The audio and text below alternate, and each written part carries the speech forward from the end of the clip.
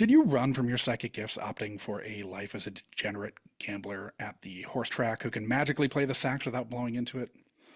Did you run from that life at the track at the threat of a tax audit and into the arms of nightmare science where you'd use said psychic gifts to incept or jump into people's dreams to help them through their issues?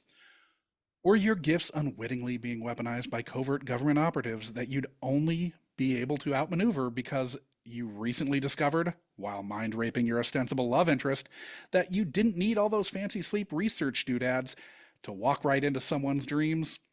If so, you may have just found yourself in the Unkind Rewind, where we tried our damnedest not to dream of a nuclear holocaust that we caused in the 1984 Dennis Quaid star vehicle, Dreamscape. Thrill me.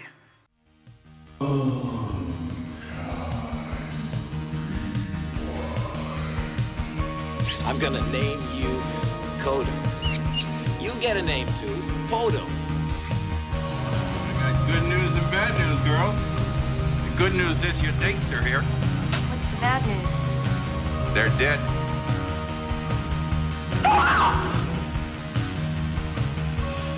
You too? You got a boner too?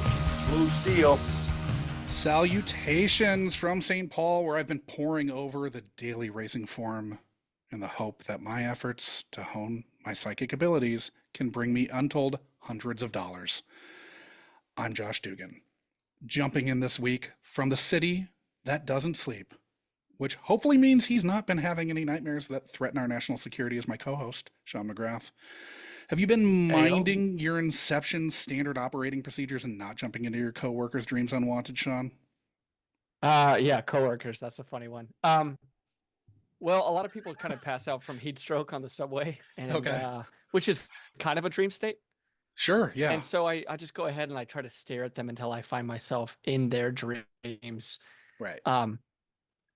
It's a weird thing to wake up to because then they see me staring at them, and I've just been in their dreams. It's an uncomfortable silence. They can't prove it. Yeah, that's the thing. Right. And I don't show up on CCTV later on. It's also I just look like a weirdo staring at them. It's also unlikely that they've seen this to know what happened. Nobody's seen this. This week, we're joined by our special guest, who we can only assume has befriended the Snake Man's father to weaponize against him in his dreams, Ted Douglas. Ted, hello. Ted, why don't you tell the Slacker audience who blew it and didn't listen to last week's Q's and T's installment a little bit about yourself? Yeah, my name is Ted Douglas. I am a copywriter and an actor and comedian guy in Portland, and I did sketch comedy for many, many, many, many years, and still sometimes do. I did some of that with our own Sean McGrath. I have been in a variety of television shows that have filmed here in Portland, like Grimm and Portlandia and American Vandal. And occasionally will appear in staged adaptations of beloved 80s classics like Roadhouse that I was in with Sean, and Weekend at Bernie's that I directed, that Sean and our buddy Jason wrote. And other than that, I'm a husband and a father. Nice. And a voracious consumer of 80s cinema. Yes. I know a lot of people argue for the 60s and the 70s, but yes, there might be some stuff that is better during those times, but I enjoy no more movie decade than the 80s. Yeah, 70s is very strong, especially very strong. with things that are kind of off the beaten path a little bit. But yeah, 80s has, there is a lot of chewy, tasty, very, very edible items in the 80s. Absolutely. It's the fun stuff, and there's a reason it has stuck around for as long as it has. It's still like the major functioning pop culture decade, I think. Yeah. Is the 80s. Insert Olympic USA chant here. Because just a touch of cocaine around the rim of the nose. Yeah. No one went bigger. More than a touch. More than a touch. Yeah. Kind of a lot. Working with people who were around in the 80s, to hear their stories of I can't get into too much detail. Yeah. Of showrunners, coked up showrunners asking for a piano to be brought to stage on a show, and then asking how the piano got there, and having the cycle repeat itself 4 times. Yeah. Yep. Yep. Cocaine is a hell of a drug. It sure is. Now, last week I surmised that I had no memory of seeing this film, though it was possible I caught it on TV and forgotten. If the latter was the case, I still had no recollection of this film. Sean, what past did you have with Dreamscape before we watched it for this week's episode? My awareness of Dreamscape was so minimal. I didn't even recognize the poster or the box art, which is something that, as we kind of uncover through this podcast, like there is somewhat of a visual awareness you have of a movie just by walking through the video store aisle. Dreamscape hit none of those for me. So I went in, as Frank Costanzo once said, fresh, completely unaware of anything Dreamscape related. Had no clue what this was. And Ted, when do you think the last time you saw the staple of your youth was? Having it refreshed in my head, it has to be 87, 88, somewhere in there. Okay. Wow. Like it's been a long time, because I remembered almost none of this. That's awesome. Wow. Yeah. Yeah. Yeah. I mean, I remember, as I said last time, I remembered the Snake Man. That's about it. Yeah, he was in there. He was there. That was there are major actually- cast members that I had no idea about. Sure, we'll get into that in a second. But at least the Snake Man was there, right? And Yes. it's not like Ted Yes. going like, I don't know where I had that coming Yeah, from. I remembered. I don't know what I saw. Remembered the Snake Man. I remembered the end, Sure. the elevator. Yes. Okay. Yeah. Now, last week we mentioned another film a couple of times that I'd also strongly considered and pushed for from the list that you had submitted, The Stepfather. Were you surprised, Ted, when you discovered that Joseph Rubin, the director of Dreamscape, also directed The Stepfather? Apparently, I really like the work of Joseph Rubin. Yeah, I was really surprised. About midway through the movie, when there was a certain cast member that showed up, I pulled up the IMDb, like, how am I not remembering any of these people? Right. Sure. Yeah. Because when he showed up, I watched this movie with my kids, Uh-huh. with my 16-year-old daughter and my 13-year-old son. And while we were watching it, there was a moment where I just shouted, Norm! And they had no idea what I was talking about. And the crazy thing is, this came out in 84. Like, Cheers was a fucking thing. You knew in 1984, Ted of 1984 absolutely knew who Norm was. I had enjoyed him so much in House. I couldn't wait to see him in this. Yeah. All right, so we're about to throw to clip one here. After dropping the bomb on you that we had chosen Dreamscape, we asked you to try to remember the plot of the film, and you said...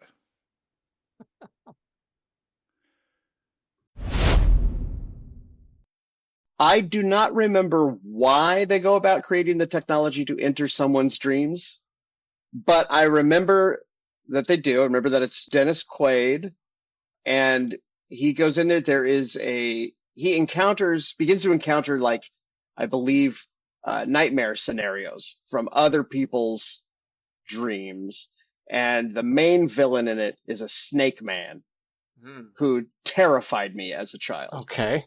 I like it. Yeah. And then I believe, I don't know if this is a spoiler or not, but I believe the snake man ends up being, oh God, I'm blanking on his name. He was a bad guy in The Crow. He was one of the bad guys in Commando that Schwarzenegger drops off the cliff. Is he from the Warriors? He's from the Warriors. Yes. Okay, that's David Patrick Kelly. David Patrick Kelly. That's it. Yeah. I believe he is. It might be that he's revealed to be the bad guy, but as soon as you see him on screen, you know he's the bad guy. You assume. Yeah. What do you think it was that made you remember the weapon, David Patrick Kelly's Tommy Ray, as the big bad, and not Academy Award winner Christopher Plummer, who's the shot caller, Bob Blair?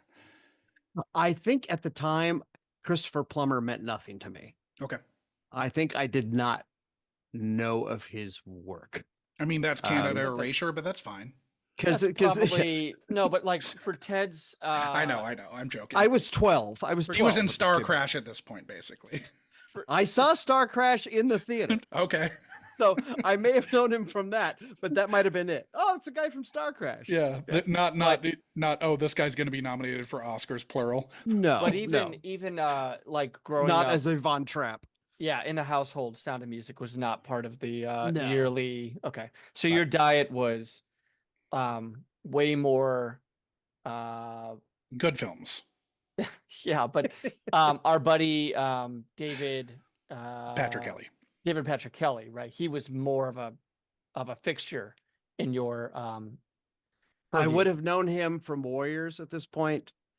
I don't think Commando had come out yet. Commando's coming. That's next year. Yeah, because Commando, he was Sully.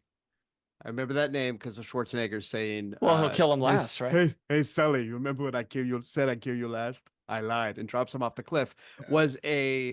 That was a quote that stuck around my house, so I knew him from that, but I did not know him at this point. So it may have been when I saw Commando, I was like, Snake Man, and then later when he showed up in The Crow, Sully. It's such a weird, like first visual, right? When you see him, the Snake Man. It would be really memorable to see that. I think the first time you see it is with the hand or like the talons kind of coming through the window on like the sickest looking little boy in the 80s cinema. You guys know who that little boy is, right? Tell me. He's Tina Yother's brother. That makes perfect sense because he looks exactly like Tina Yothers. Yeah, they're in the band that Tina Yothers is the front person for. He's in it too. Yeah. If he is not in a after school special dying of cancer or an early case of HIV, I would be shocked. This boy is like sickle cell anemia in an actor. He has to be in The Day After. Yeah. He's got like, I'm not gonna make it vibes. Right. The amount of money they saved on the makeup budget. Yeah, he's the kid that you would want in like a PSA about chickenpox. This kid. Like this kid. Absolutely. Yeah, this kid just walking like patient zero of the chickenpox in your third grade. But yeah, you see him. Yeah, you see him immediately, and you're like, that kid has nightmares. That's a chronic nightmare kid. Yeah. But Ted, when you first saw the Snake Man, it got to you. It got to young Ted. Like it was. I was particularly scared as a child of things with fucked up mouths, and he is all mouth. So that got me. Like I will admit something to you. This is how afraid of mouths I were. Here are the two of the major mouths that I was afraid of as a child. One of them was I had to turn my head and not look at the screen at the end of the opening credits for Land of the Lost because the claymation dinosaur bit the screen. Oh, yeah. Yeah. Here's another thing that bit the screen. The opening... Oh my God. The opening credits for Hee Haw. The donkey said hee haw and ate the screen. Was that a cartoon? And I would freak out. Yes. It was an animated donkey. Oh man. Or jackass, if you will. Yeah. That ate the screen saying hee haw, and the camera went down his throat. So what you should not do is draw like kind of a scary mouth and then crumple it up and have David Patrick Kelly find it, because all he's going to do is manifest as a mouth in your dreams. That's it. He's going to be Mr. Mouth, the game. I want to say that there was a fireplace in that scene too, in the movie. And like, it just seems weird that like we wouldn't have chucked that, that drawing of Snake Man. And wait, just to go back to mouth and claymation, as you mentioned, did Large Marge get to you? Not in any kind of crazy way. Large Marge, I mean, certainly I jumped like everybody else, but no, Large Marge did not sit in my head forever. I did not fear looking under my bed and seeing Large Marge. Okay. I'm just trying to check boxes in regards to No, I was a kid. crazy mouths. Okay. No, I was a kid with a lot of weird, irrational fear. Like I didn't even see Friday the 13th when I was a kid. I just saw a clip like on HBO, like when they were advertising it in between movies, where Kevin Bacon is pulled down and a hand comes from underneath the cot and the arrow pushes up through his neck. Yeah. Yep. I would not sleep at the edge of my bed, not because I was afraid of someone under the bed. I was afraid of exactly that scenario. Did you know what movie that was from? Or was it just because it was in the commercial? Yeah. Okay. Yeah. So I didn't watch that movie until I was a grown adult. I saw some of the other ones, but not that one. I envision you going to like a self-defense like class or learning karate and just trying to ask the teacher, like, what do you do if you're laying on their bed and somebody puts a hand on your forehead? Just shoot an arrow up from underneath. Exactly. Yeah. I was afraid of like things looking in the window because of the little brother in Salem's Lot. Oh, Danny Glick. Floating outside. So I to this day, I cannot sleep in a bedroom with the windows uncurtained or blinded or draped. Can't do it. Interesting. Okay. I can't sleep in a room with a closet door open because of the opening 20 pages of Cujo. Stephen King. I read Stephen King way too young. And what's another one? Oh, and vampires. I was deathly afraid of vampires. I had a teddy bear. My bed, I shared a room with my brother Joe, and we had beds on opposite sides of the room, and they were up against the wall. And I would sleep with my teddy bear on the outside edge of my bed, A, for Friday the 13th, and B, in case a vampire come in and bite the teddy bear first, and I would hear him screaming and be able to get away. I was an interesting child.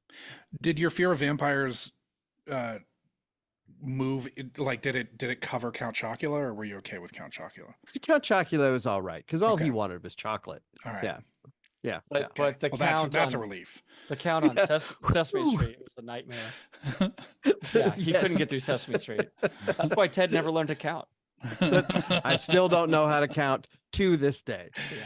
2, 4, 9 this day. 3 this day. Was it odd to you that Dennis Quaid, being a genius psychic, wasn't the thing that jumped out to you from like the haze of your memory of this film? I mean, I just always assumed he was. Okay. And we're talking. This is DQ and IRL. Yeah. We talk Dennis Quaid? Because this can we prime Dennis Quaid. It was. I thought he was charmless. I mean, he's coming really. Off of, I thought he was. He's coming off of.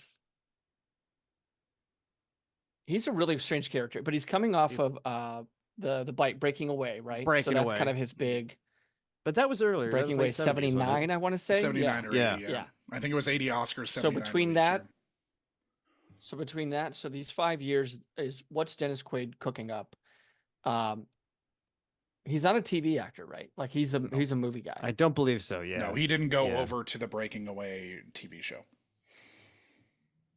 I didn't know there was one. Yeah, Barbara Barry was the only character to cross over. From Sure. No Paul Dooley. He didn't come over. He may have to, I guess, but I know that neither Quaid nor whoever played their brothers, right? I know that neither one of them went over. It looks like, but before Dreamscape, like Jaws 3D had come out, so I would have known him from that. And he was still riding off of it wasn't critically well received, but it was a big enough hit that he was a marketable enough name. And he blew up. He blew up in The Right Stuff. Well, isn't The Right Stuff after this, or is that right before? No, this? It's before. It's right before. Yeah. So there was Jaws 3D, then The Right Stuff, then Dreamscape. But this probably got greenlit before The Right Stuff had come out. Correct. Yeah. Because they shot it early. He blew up in The Right Stuff, and then they were like, "Oh fuck, we got Dreamscape coming." Yeah. God damn it. Yeah. I thought he was basically, if you took Harrison Ford and sucked all of the fucking charm and charisma out and just left the smarm. Harrison Ford, all smarm, no charm.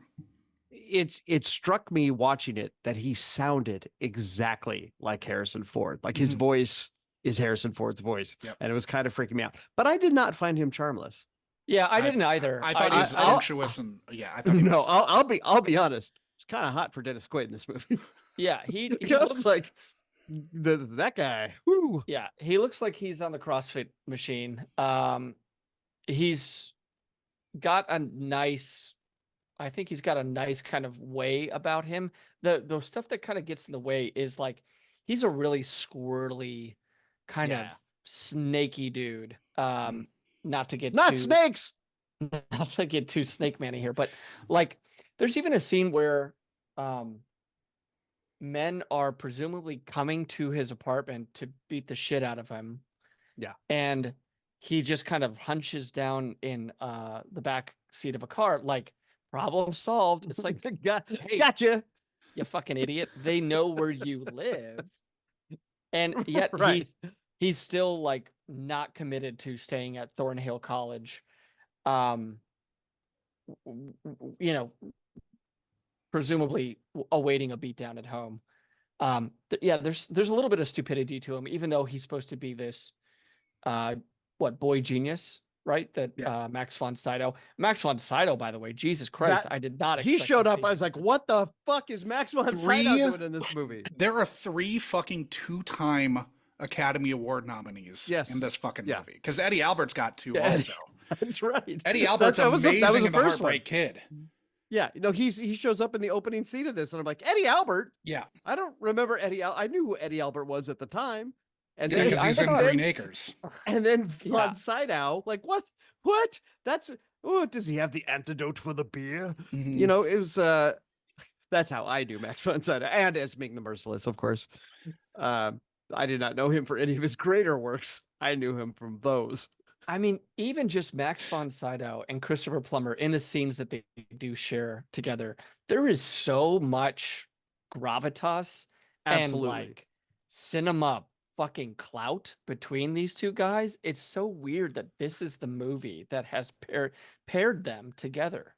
And it was weird that Max von Sydow was not playing a creep. Like he was just a scientist at a place doing a thing and played it, like downplayed it, just normal dude. And I was like, who is this guy? I've never seen. Why do I kind of like want to give Max von Sydow a hug? That's not how this is supposed to go. Well, it's funny that Christopher Plummer is playing the Max von Sydow character and Max von Sydow is playing the Christopher Plummer character. Absolutely. Absolutely. Since I have IMDb open here for Dennis Quaid, I don't know that there's a greater example of, or a case of someone needing to fire their agent. Holy shit. You did The Right Stuff, came hot off of that. Dreamscape, Enemy Mine, which is not good, you guys. Seen it. That was... The Big Easy, not good. Do you think that Gossett needed to fire his agent more though than Quaid did it for Enemy Mine? Maybe they had the same agent, and that's how Gossett they got paired. had a fucking Oscar. No, he locked on to Iron Eagle, and that was the end. Inner Space, which is I have seen recently and rules. But then Suspect, DOA, Everyone's All American, Great Balls of Fire. Dude, Great Balls of Fire is so bad. It's so bad. And then like a bunch of movies I've never heard of, a couple of music videos, then a tiny part in Postcards from the Edge, which I also saw recently. Wilder, Napalm, Undercover Blues, Flesh and Bone. Holy shit. Like I'm just thinking now that Dennis Quaid played Jerry Lee Lewis in Great Balls of Fire, which is the song that Anthony Edwards plays to woo future Dennis Quaid's wife in Top Gun. Pretty good. Yep. Yep, that's how my Take brain me to bed or works. leave me forever. Lose me forever. That's it. If it's any consolation, I've heard he's a dick. Well, I mean, his brother is certifiably insane. Yeah. It can't be that different. Probably not. Yeah. They're both raised by the same people, and usually you don't get that certifiable without some foundational issues. Correct. Anyway, you mentioned that this playing at the Valley Theater meant that it probably wasn't great. Correct. Let's take a trip back to 1984 for a second. Mm-hmm. after being produced independently and then getting bought by 20th Century Fox for distribution. Mm-hmm. And this cost $6 million. Fox dumped Dreamscape in the theaters on August 15th, 1984. This was the second major studio film released with a PG-13 rating. Right. And they had to cut some brief sexualized nudity out to get the PG-13. This was released opposite and behind fellow end of summer openers Tightrope, The Woman in Red, and Sheena.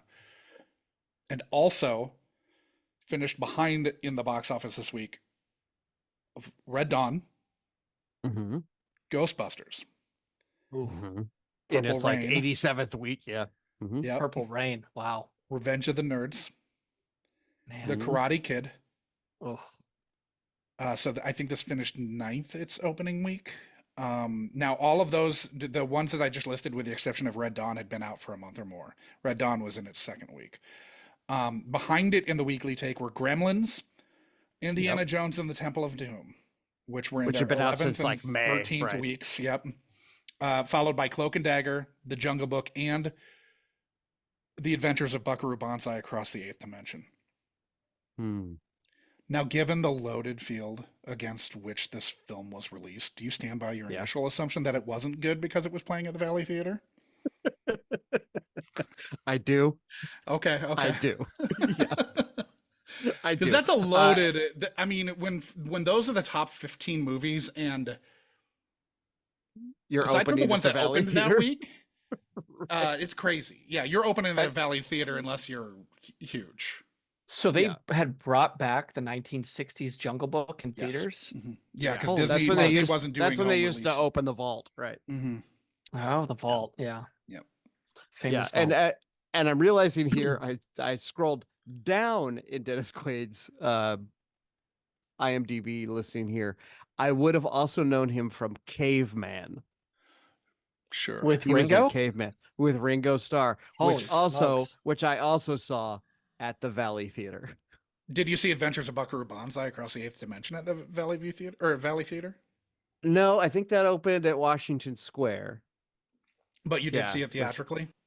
I did see it theatrically, And I'm sure you've seen that much more recently. We should probably avoid that conversation because I am unpopular in geek circles with how I feel about that movie. Oh wow! Okay, it's garbage. I love that movie. I know everyone does, but me. Yeah. I don't love that movie. Oh man. Anyway, I don't. It's one of those ones. You know, everyone has those ones where you're just like, why does everyone else love this? Yeah, and what you feel is like wrong with what's wrong with me? You feel like you're fucking crazy. Yeah, because everybody has like those. this movie. Yeah, absolutely. Yeah, I don't get it. Yeah. Now about to throw to clip 2 where Sean followed up by asking why Dennis Quaid was going into people's dreams. So Dennis Quaid goes into people's dreams because why? That I honestly do not remember why he is doing. I don't remember if he's like a scientist. I don't, because I'm afraid that I'm going to start getting stuff mixed up with Inner Space, which I did see again just recently and holds up. Oh my God, that movie rules. I can't remember why it is. And I think the woman in it is Kate Capshaw. Maybe. Okay. Is it? I don't know. We'll see. Yeah. I don't remember who the female lead is right now. Okay. Yeah, we don't want to reveal yet. No, it's fine. I mean, I can. It is. I'll okay, assuage, yay! I'll assuage your I got it concerns right. that your memory is failing you. You got that right, and Dennis Quaid is the star. So yes, and David Patrick Kelly is in it.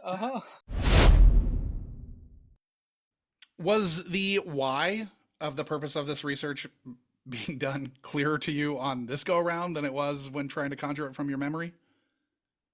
As soon as I saw the opening scene with the president dreaming of nuclear war, I was like, that's right. And it all flooded in that like, oh yes, this is a plot to kill the president. Okay. Got it. This is all coming around. And that part all kind of filled in.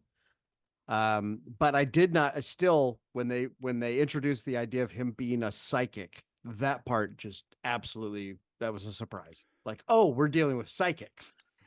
Okay. Okay. And then I couldn't remember, like, okay, well, if we're dealing with psychics, is there machines? I thought I remembered machines, which is we started sparking all the Inception stuff. And then when the machine showed up, I was like, oh, okay, yes, here we go. And it all fell into place. Is And he then at that spinning a point, I top remembered a in lot of that- the movie. Is he spinning a top in that one shot? Yeah, there's a like a archival photo of the Mhm. top spinning. Yeah. Yeah. Presumably with his is it telekinesis. Like we don't really see him use telekinesis, and like the gamut of his powers, I think, is really short shifted. Like Yeah. they got He's psychic, Sean. yeah, but he's also. psychic. But let's see it Of all in play. sorts. Like we see him selecting the winning horse, right? Psychic. Right. But like, do we see him with the sexual conquests, as Kate Capshaw put it? Like, it would have been kind of cool to see him maybe at that bar with Max von Sydow using his psychic abilities to like get one of those To bed the de waitress facto- that Max von Sydow checks out. yeah. Yeah. I mean, really checks out. Or some of those Takes some a of those- beat. or some of those male bartenders. Holy gay porn Yeah. stash rocking. Those guys were studs. We don't really. Yeah, it feels weird that we don't get a lot of that. Like We get Can none we- of it. yeah, we just see him circling a winner on a racing form, right? And we see the archival footage of him with the top on the little circles. Doing And that's it. They're what? like, Because he's psychic. we never really see telekinesis at play after that. He never No, really and we don't, and We never we see don't it, him, period, like, aside from an archival photo. yeah. and we don't see him like sensing those guys coming to his apartment No. or anything like. He can only sense horses. He's a He's horse got horse. psychic. He's got horse sense. I mean, maybe just him closing his eyes in the stands as he sees like Visualize the fucking end of the number race or 3 something. cross the Yeah. finish line. Right. He makes Charlie's uncle. Yes. Yeah, he makes the bet on Charlie's uncle. Okay, cool. He gets these visions. He gets these little precursors of what's about to happen. We Or get none of that. even going into the jockey's mind as he crosses the finish line. No, Um, he's just a psychic. He certainly doesn't know what doors are locked because Christ, he runs into like 3 or 4 of those before he's able to make his escape. We do have a very, very young Ron Perlman. Did you catch that as one of the I did not thugs? catch Ron Perlman. No, I think that's him. Josh? rushing not to li- IMDb. He's not listed in the... Okay. Because I saw this Because monk. Ron Perlman had already been in, what, was it Clan of the Cave Bear that he was in? Okay, so there was one of those thugs that Wait a looks- minute. You're telling me Ron Perlman played a caveman? played a guy with a brow ridge. I might be issue? I might be misremembering what movie like that he was in, but You might just be remembering what he looks like. yeah. No. I remember it's a movie like that he was talking about on his WTF interview. That's the only reason I remember it. But I love that man. yeah. That insane man. One of the guys that shows up is Chris Mulkey. Yeah. Very popular character actor who I remember from First Blood. As one of the guys Rambo takes out, one of the deputies. I think he gets some like a good old like log in the knees or something like that. Well, and big time character actor Peter Jason's in this too. Peter Jason was there's another a one. lot of familiar faces in this, and This cast ruled. we Yes. haven't really. It was so weird. Far though, surpassed the The material. the material that they were dealt. I'm not sure if it passes the Bechdel test. Poor Kate Capshaw, surrounded by dicks. She never even smells another woman. No. No. She was more focused on just the amazing- long lingering shot of that waitress in the bar. My kids pointed out as we were watching it that there was a 30-second shot of the woman's breasts Yep. going Oh, across yeah. the bar. It was Yeah. just zoomed in on her boobs as she walked across to them. And then we got the capper of Max von Sydow turning to check her out. What a way to bring the audience's attention to your main characters, though, is just following bosoms. or Because bosom. otherwise you're going to get lost in the bar, Sean. Yeah, You're not there's going to a be lot able of to see where they are. Spare a moment for real quick on Kate Those Capshaw. breasts. Well, that too, but also Kate Capshaw's eye makeup. Yeah, it's rough. Mm-hmm. Oh my God. And the way that they lit her. Her hair was No. pretty bad here too. She was the 80s in a single person. Yeah. Yeah. I don't pretty really know. incredible. Like, I don't want to get really into the depths of the relationship, but she had a pretty good run here, like We'll get into that in a bit. and mid Spielberg. Yeah. But she comes into this movie. Ted, was this a I've got a summer Capshaw thing. okay? That But I'll get to. for young Ted, was this a pinup girl for you? Was Kate Capshaw the real deal? Oh, this didn't do it for you. Okay. No, because by this point I already was it the same year as Temple of Doom. Yeah, but Temple of Doom's out Same before summer. this. Yeah. I would have been thoroughly annoyed by her at this point. Okay. So her showing up would have been like I don't know. Yeah, I was more. My early dream girls were like Christy Brinkley, Aaron Gray on Buck Rogers. Sure. That was And probably my Silver first Spoons, big right? crush. Yep. And the waitress and the waitress at specifically Village From Tavern. Buck Rogers. Yeah. specifically Colonel Wilma Deering. Yeah, that was that was big for me. Christy Brinkley was another one. Yeah, I was more of a You weirdo. like a girl next door kind of person. Like one of the most like attractive women of all time. Yeah, I was so weird. Ted goes ahead and I was young. I had an name drops early Christy crush Brinkley. on the hottest lady of the 80s. Yes. Yeah. What a psycho. All right, whatever. Yeah, Whatever your I'm a kink is, we're not crazy- here to kink shame that you were Yeah. into Christy Brinkley. But apparently now, grown man, Dennis Quaid. yeah. I mean, I thought his chest hair pattern or lack thereof was a little problematic with some of the very open shirts that he was wearing. mhm. He was fit, but like with his splotchy and I don't know, unmasculine as Josh, his I don't chest hair know- I was. don't know if we It's wanna- go one or the other, you know. Do we want to get into their dream yet? No, Oh, let's fuck it. Let's do it because he mind rapes oh her. boy, He fucking Yeah. mind rapes her. that was rough. Yeah. There's I pretty just- much no coming back from that. It, like, as far as I'm concerned, you watch that and you're like, no, I can't root for this guy anymore. If he is in his dorm, right, and he finds that he has met this person and they have an Careful, Sean. well, they have an uncomfortable like Sean's gonna what- me too himself here. No, but they have Hold on. Let's work this out. You guys, hold on. what I'm saying is he's not intending to sit on a couch across from Right. her, right, and go into it. It's just one of those things where he was working with her a long time. She kind of follows her way into his subconscious. Just no, I will defend this in court.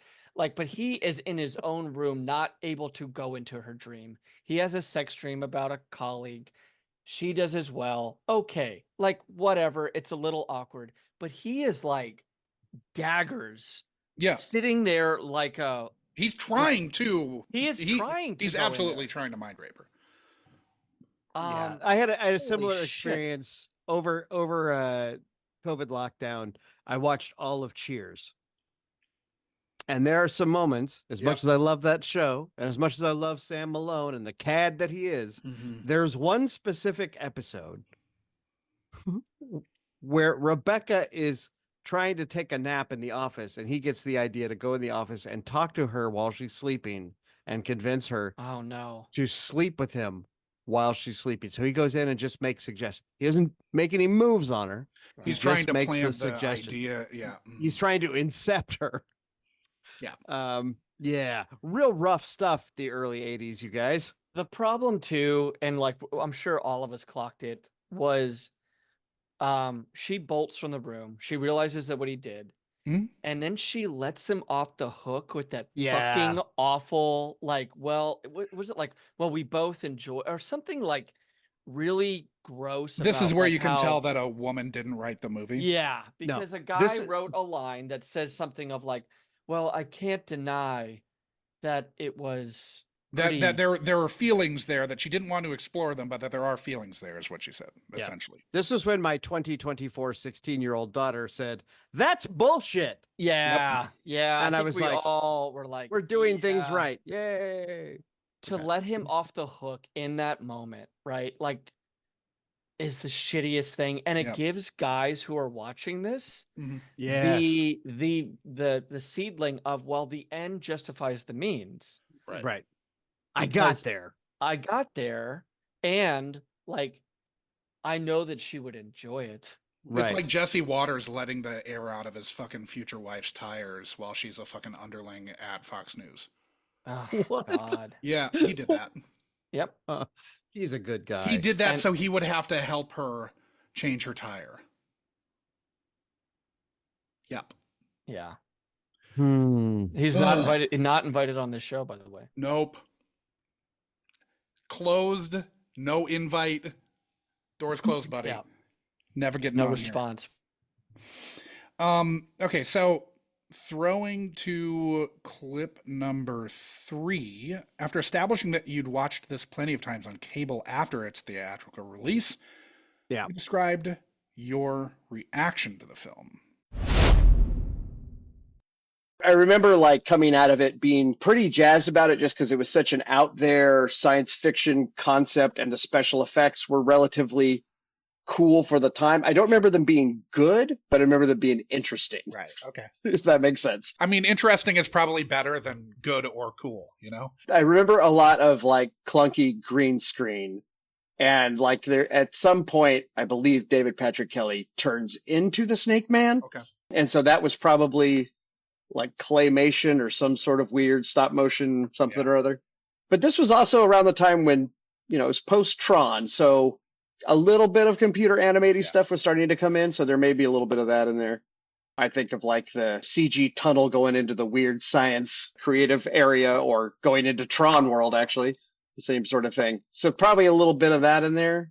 I remember it having sort of the same, this same sort of look and feel as that terrible Spawn movie that came out. So speaking to thinking that the science fiction concepts in the film were cool, were you surprised at how much of the bones of Inception seemed to directly owe to this fucking film? So when I saw Inception, there was a nagging, like, I've seen this idea before, but I had no idea it was this movie. But this movie is fucking Inception. Yes. We're There's talking so much of it. 25 years, something like that, a little bit more. Yeah. It's Yeah. 2007 or 8, right? I mean, it's sort of Inception combined with like Nightmare on Elm Street. Like it's a little bit of both.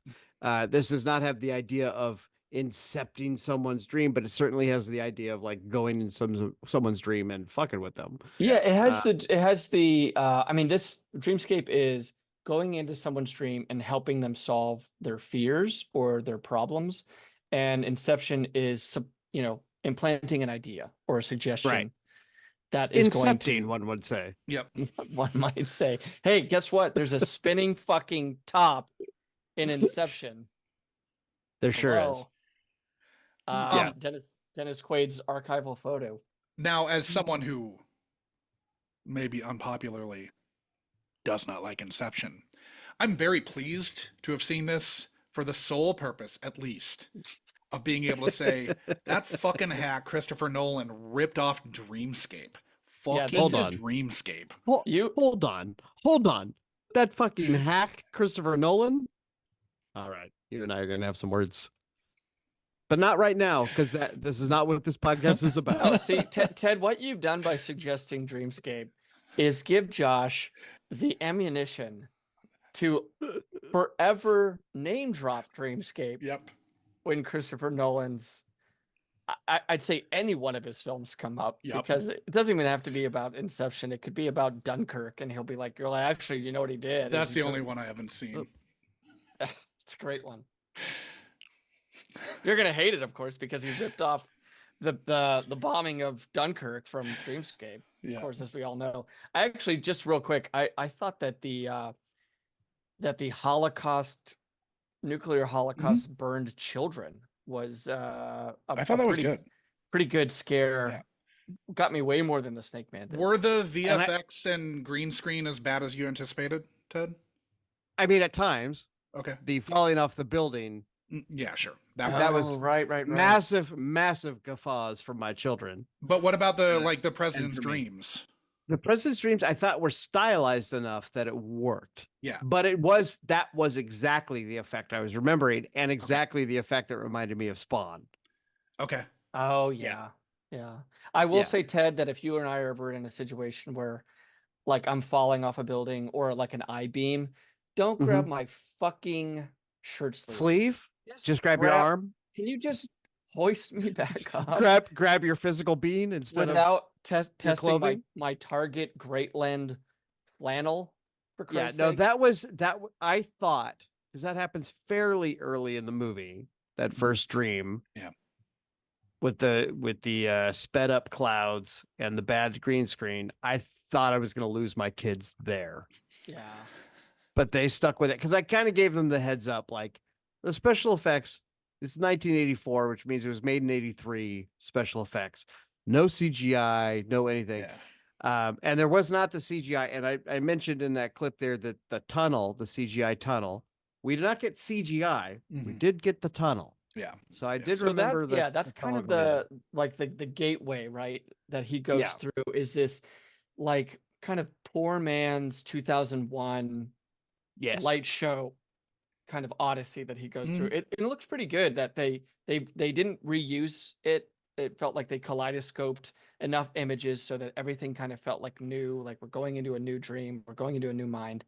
I didn't really have a problem with that. Ted, did you notice the animation? Not even the claymation, but I believe that there is a actual, like, cartoon image when the Snake Man is feasting on or tearing up somebody before they start the run through the hallway.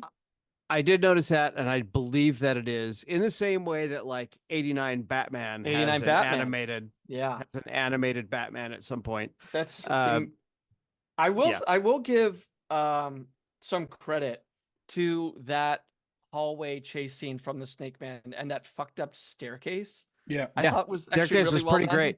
Yeah, shades of really well done. The kid's dreamscape was really shades of Cabinet of Dr. Caligari. Yeah, like very like, hyper stylized German expressionist, 1920 stuff. Also Rennie Harlan also stole a lot of that for Elm Street 4, I believe it was. Yeah, or 5. I mean, and that boy, we're really tearing into this fucking sick kid, but he had to have gotten some rotator cuff damage with Dennis Quaid yanking him down that staircase. I mean, he could not going move down a this fast. wonky staircase would be physically difficult. He should have thrown him on his Albert, back. I don't know why he didn't. Yeah. Eddie Albert was fucking moving though, man. He I don't know how much stuff. And Eddie Albert was like late 70s. Yeah. Eddie Albert in this movie. Hustling in this. Because he wasn't young fucking 12 years earlier in Heartbreak Kid. No. This was old Eddie Albert. Now, I mean, yeah, you save him from the Christopher Plummer and Max von Sydow are roughly my age. Yeah, they're this movie. Relatively spring chickens. By the way, Christopher Plummer in this movie specifically, I don't know why this movie specifically, but reminded me so much of Michael Fassbender. Yeah, makes sense. Like X-Men era Michael Fassbender. I wonder how close they are in age to Fassbender today and Plummer now. And Fassbender and X-Men though is 10 years ago. Well, he's done a lot 40, of X-Men. Probably 40. Yeah. But boy, he has a weird, creepy way of slinking around the corner when he first meets Dennis Quaid. Like, Dennis Quaid is in the MRI. He can't go anywhere. And it just feels like this vampiric apparition of Christopher Plummer. Like, just... It's as though he comes around the corner without his shoulder ever leaving the corner of the wall. Yes. Yeah. And I guess, like, we really don't come back to that Max von Sydow has basically blackmailed Dennis Quaid into staying there. Yeah. With this tax with audit. the threat of the IRS. Yeah, the IRS, that's quickly lost. Like, I think that the promise maybe of betting Capshaw is enough after a while to kind of keep him there. Well, promise is maybe being generous. The Yeah. the possibility. Well, he Yeah. actually kind of does it. So He does, but he shouldn't. And we don't know that for sure because this basically has the same ending as Inception, where do we know if it's a dream? Because instead of the spinning top at the end, it's the fucking train conductor guy, the ticket taker Yeah. on the train. yeah. Wait, yeah. what? Why is he there? And then they're like, okay. I'll Okay, but sleep we're with still you. gonna dream fuck or fuck. I'll sleep with you, rapist. Yeah. Fun. It's fun. Well, and it gets it also has the implied ending.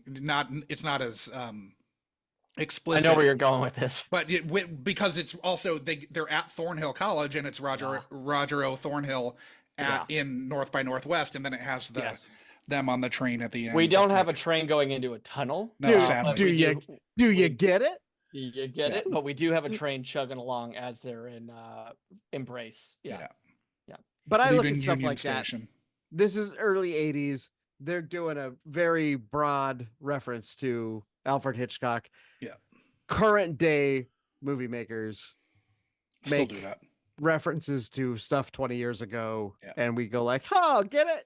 So this is all that was. Let's take a minute just about the dream themselves. Like, obviously they kind of went over budget on like the smoke machine. They have a lot of kind of diffused light coming in there, but I did feel it's a little weird that we never had a POV dream sequence, which is like how, I mean, at least in my mind, how I dream is from my perspective. Yet we never have that. And Josh and I, for this very podcast, looked at a movie called Brainstorm, which is completely dependent on the POV experience of other people. No, but remember, it isn't, because there's the weird other shit. There's the weird other memories of Walken and Natalie Wood when they're still a happy couple, and that stuff. Weird. Remember, there's that weird. A lot of it's POV, but not all of it, which is even more confusing because, like, pick a language. You know, Yeah, we can blame be POV or don't be POV. Wait a minute. Wait. Brainstorm isn't great? Yeah, record scratch. It had some moments. It had some moments. Like I remember enjoying Brainstorm just fine when I saw it, probably at the Valley Theater.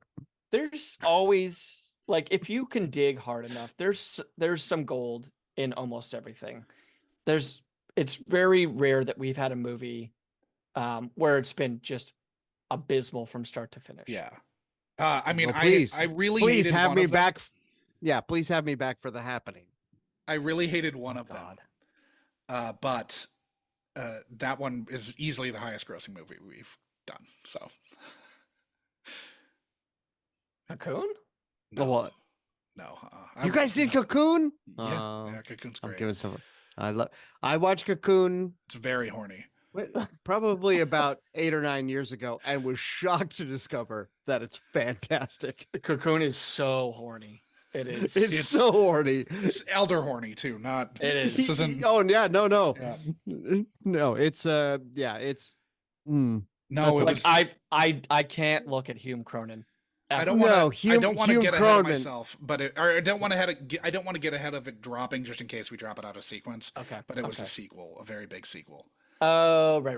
Yeah, I fucking hated it. Well, we can direct the audience to check out the Cocoon episode. Yes, which that is has been honest. Okay, so how do you feel about how the Snake Man was conceptualized? Well, I liked that the Snake Man, probably because of limitations of special effects, that every time we saw the Snake Man, he looked a little different, which I kind of like that as a dream thing. Sure. That even when Dennis Quaid becomes Snake Man at the end, he looked completely different than the other two Snake Men that we've seen before. So I enjoyed that. Snake Man 1, the initial claymation or stop motion Snake Man, did nothing for me this time. Okay. Snake Man 2, David Patrick Kelly Snake Man, still scary as shit. And Snake Man at the end, no, that was just like that felt like they made that after they were done, and Yeah. were like, we need a twist ending. What can we make out of bubble gum? Also, Chickenpox Kid was able to like successfully behead the Snake Man. Like, Yeah. we lose some of its, It power loses its when potency, when you can have the 9-year-old, I believe, wheelchair bound kid, kill it. Not in his dreams. Bound. He's not Not wheelchair in his bound. Not in his dreams, but in the meeting in the quad or whatever, he was in a wheelchair. I also find it really funny. Is that just because he's dehydrated though? And that's something also that they stole in Nightmare on Elm Street 3. You had the kid who was in the wheelchair who in his dreams would kick ass. Yeah, He could also he also couldn't speak, and then he could speak in his dreams. I may be conflating two different children, but I like how the scientific method for like waking children up in this movie is just to shake them violently. Sure. Like that's what you do. You send Kate Now- Capshaw in there to give them brain damage. You know who directed Nightmare on Elm Street 3, right? I know who wrote it. The primary screenwriter Oh, and producer yes. of this, David Lowery. Or no, sorry, Chuck David. Russell. Chuck Russell. No, Okay. Chuck Russell, sorry. who directed The Mask. He Yes. directed 3. Yeah, the and Mask and the Blob. Frank Darabont wrote it. Yeah, because they have a production company together. Darabont and Russell do, or You did have- they? Oh, I They did did not know at that. least. You have 3 writers on this thing, right? Yeah. And I that's don't not know. counting the author upon whose work this is all based. Yeah. Roger Oh, I didn't notice that. Zelazny. Yeah, he had a novella, He Who Shapes, and a 1966 novel, The Dream Master. That he basically wrote an outline that 20th Century Fox bought, but then hired writers to write everything. So they bought the outline, but it wasn't. It wasn't. So this is a movie based on an outline? Mhm. That makes sense. It's a movie.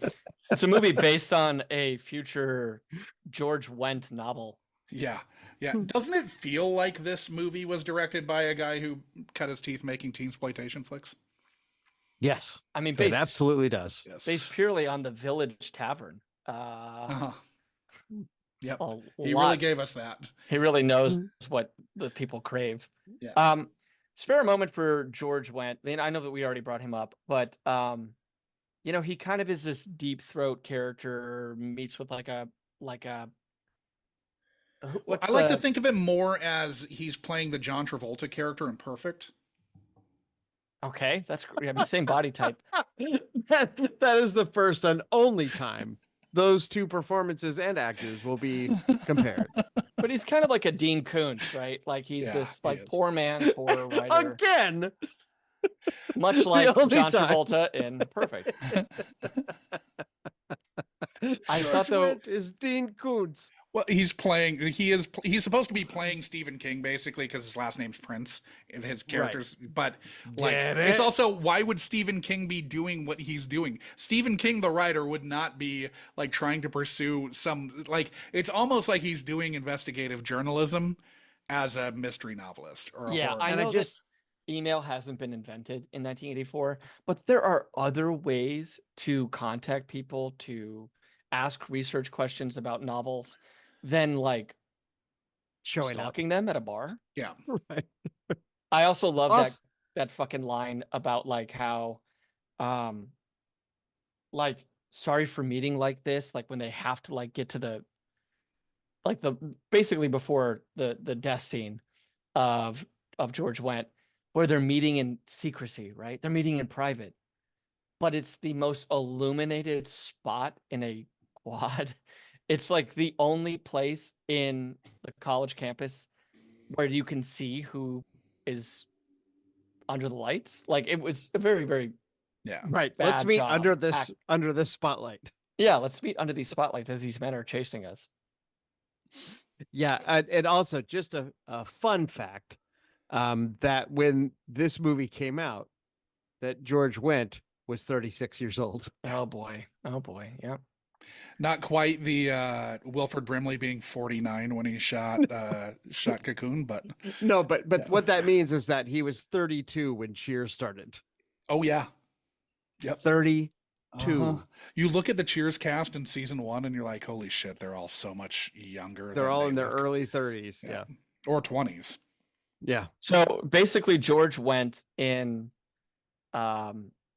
Dreamscape is the same age as present day Zac Efron. Yeah. Without the reformed face. Right. Yes. Yeah. Pour one out for greatest beer run ever. Yeah, I mean, Zac Efron's face is like, what, 5 or 6? Yeah, But, I you think know, that's when that movie filmed. Yeah. Yeah. Do you find, or did you find relief in the relative lack of CGI? I did. Yes. I was kind of excited that it was all practical. That made me happy. I thought there might be some early clunky CGI, and there was not. My kids, of course, found some of that hilarious. Yeah, I was just going to ask that because, like, do kids appreciate claymation in any respect, or is it just what they see? Oh, that looks stupid. That looks fake. Oh, Or is it like, kids, this is so much work? no, my daughter, like one of her favorite shows of all time is Moral Oral, which is all claymation. Yeah. So she's on board. Like they're weirdo creative kids. And so they can appreciate when that happens. They find it funny that that's what was available. Like that there was not CG, like you couldn't just put whatever you could dream of on screen. Yeah. They find that funny, but they can appreciate it within the context of when it came out. And that's just from my excellent parental training. All right. Now we sort of mentioned the process.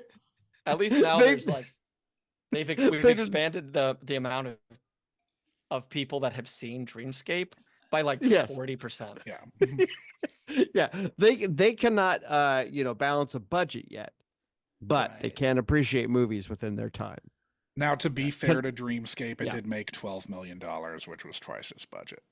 I mean, I did not walk out of Dreamscape going, what a pile of shit. Right. When I saw it as a kid, I enjoyed it. I enjoyed it enough to watch it several more times on cable. And I think regardless of the content, Dreamscape could have been about anything, but like Quaid is red hot right now. And Capshaw's probably in a top 3 movie of the year, box office wise at this point, right? Right. I think it was number 1. Probably. Nobody is running to the theater to see like Von Sydow and Plumber or Eddie Albert, unfortunately. But holy shit, you have 2 people who are like in. I imagine that was a big chunk of it, let alone the content. I don't know. Maybe this is just such a. And yet it opened at the Valley Theater. Temple of Doom. Balloons. Temple of Doom was number 2 behind Ghostbusters that year. Oh, of course, Ghostbusters. I'm surprised Karate Kid didn't. Karate Kid's 4. Yeah, it's 3 Gremlins. Yeah. What do we think 5 was? 85? Killing Fields. Or 84? 84. Killing Fields. Jesus, Sean. I always think Top Gun is 84, but that's 86. 85 or 6, yeah. It's 6, yeah. Yeah. 85. 84. 84. Or I 84. don't know. I give up. What is it, Josh? 85 is Back to the Future. You're going to be bummed. It's Police Academy. Oh, right. Oh. But it beat fucking Police Beverly Academy. Hills Cop by 2 spots. Yeah, Beverly Hills Cop was a carryover from the previous. Yeah. No, that was 84. I mean, Dreamscape. No, never mind. Nothing. I was looking at the wrong box office. Dreamscape being in the theater. Nope. It was December. It was December release, but it only made $77 million before the end of the year.